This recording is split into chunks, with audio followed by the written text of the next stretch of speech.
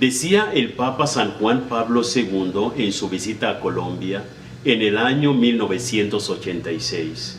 que la evangelización de las culturas representa la forma más profunda y global de evangelizar a una sociedad, pues mediante ella el mensaje de Cristo penetra en las conciencias de las personas y se proyecta en el ethos de un pueblo, en sus actitudes vitales, en sus situaciones y en todas sus estructuras. Asimismo, en la Conferencia Mundial sobre las Políticas Culturales, convocada por la UNESCO, se adoptó la Declaración de México del año 1982, en la cual se habla de la cultura como el conjunto de los rasgos distintivos espirituales y materiales, intelectuales y afectivos que caracterizan una sociedad o un grupo social. Ella engloba, además de las letras y las artes, los modos de vida, los derechos fundamentales al ser humano, los sistemas de valores, las tradiciones y las creencias. Podríamos decir entonces que hablar de las raíces culturales del continente equivale al hacernos la pregunta: ¿qué es lo que culturalmente nos distingue como latinoamericanos, caribeños, como Iglesia Católica en el continente? En muchos escenarios solemos resolver esta pregunta con afirmar la diversidad étnica y cultural del continente, y seguimos de largo como si se tratara de un mero ejercicio de reconocimiento, obviando lo que esta diversidad implica. En esta ocasión, la consigna es muy clara: las raíces culturales. Eso quiere decir, la Iglesia Católica en América Latina y el Caribe nos está invitando a poner nuestra mirada en las entrañas de este continente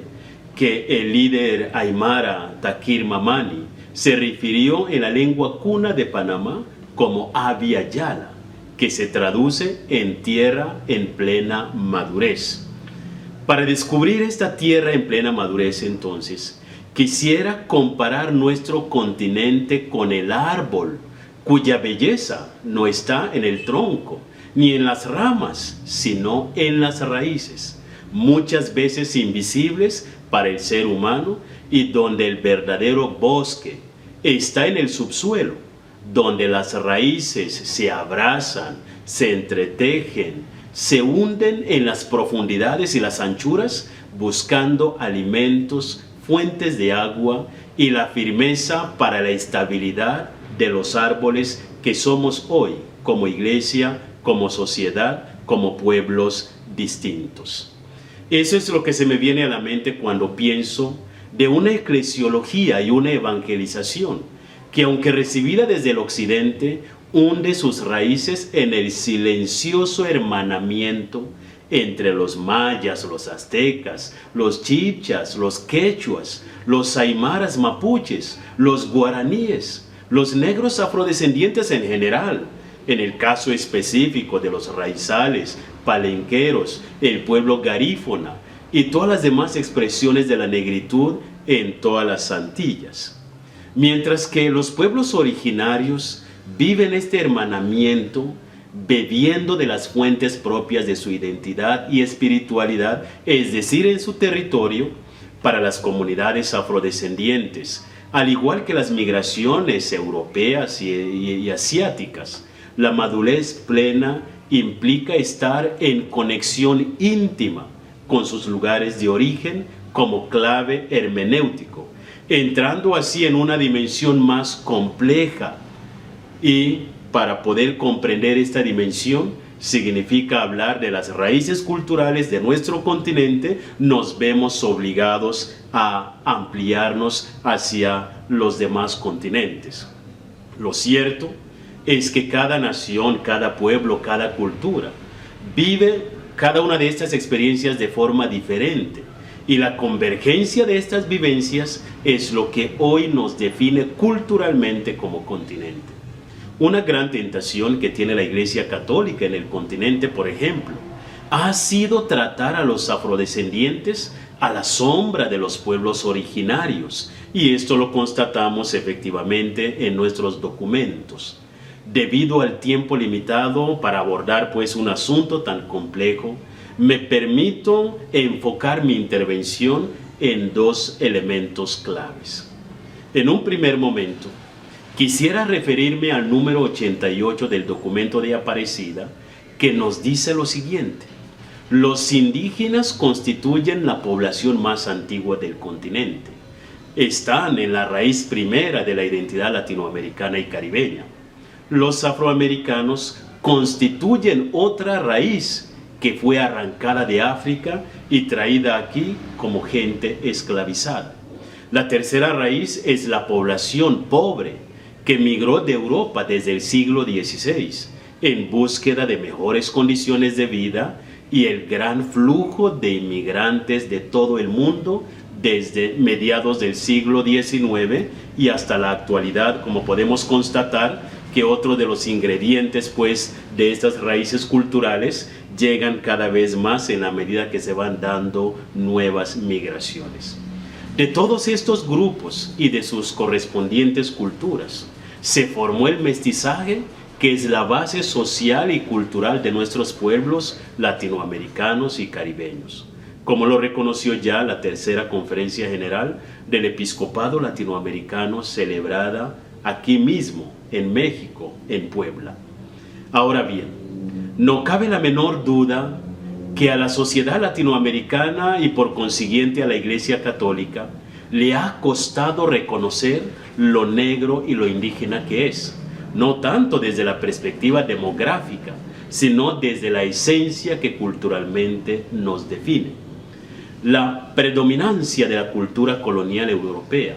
nos ha llevado a seguir jerarquizando nuestras raíces, negándonos la posibilidad de descubrir quiénes realmente somos material y espiritualmente. En síntesis,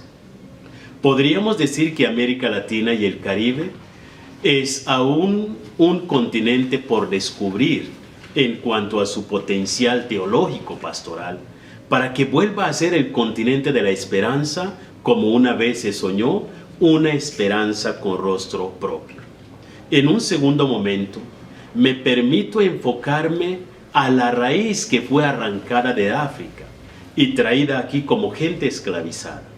La presencia de esta raíz en el continente me atrevería a decir que constituye el desafío más grande para la Iglesia en América Latina y el Caribe, pues desde muy temprano,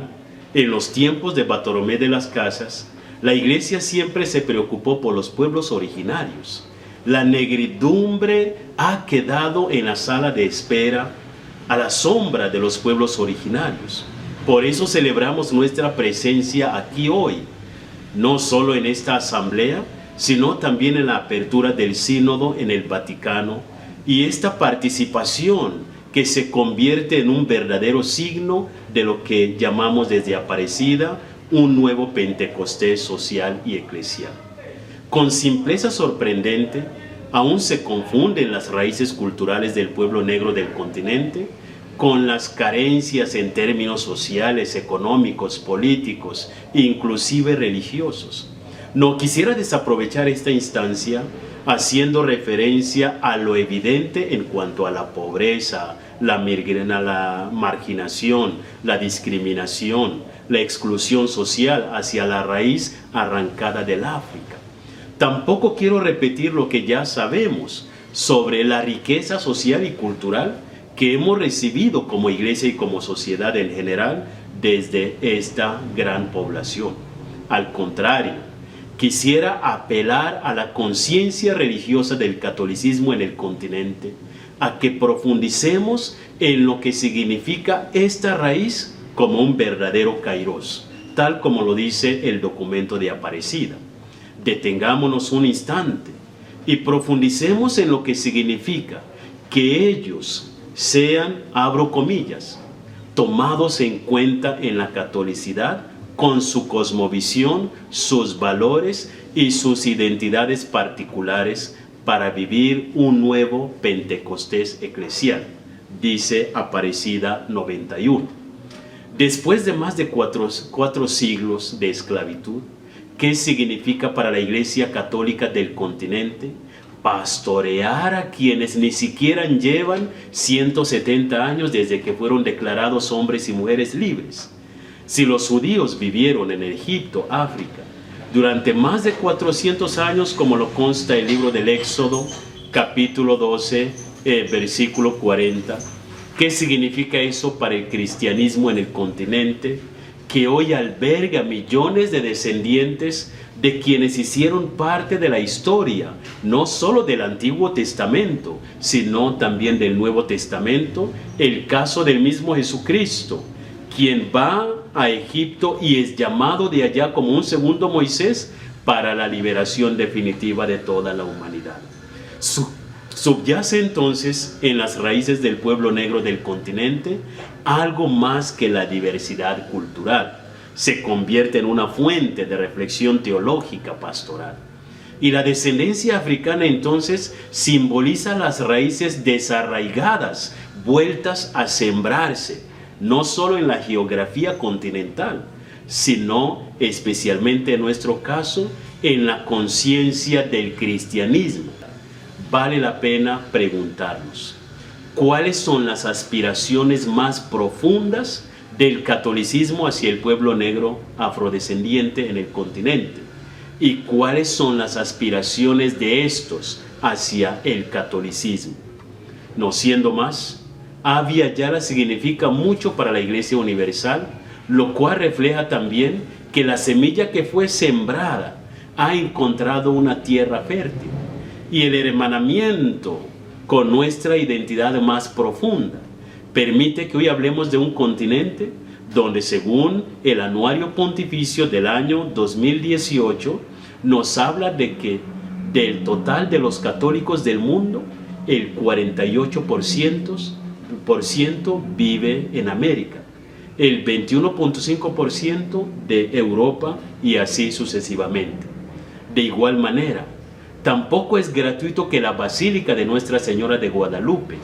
en la Ciudad de México, sea el segundo centro religioso católico más visitado en el mundo,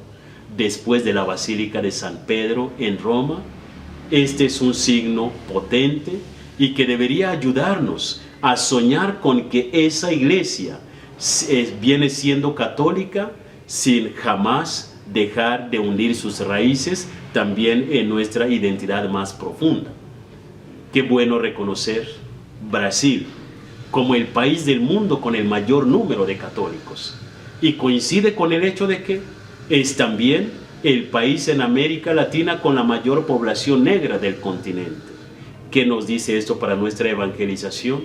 ¿Qué nos dice esto en términos de nuestras raíces culturales? Esperamos que en estos espacios sea la posibilidad para profundizar en estos signos de la providencia y juntos podamos construir un camino de fe cada vez más incluyente, un camino orgulloso de la riqueza natural que el Creador nos ha dado. Asante Nisana, Ashe y Tarala, como dicen nuestros hermanos y hermanas en la región de Honduras.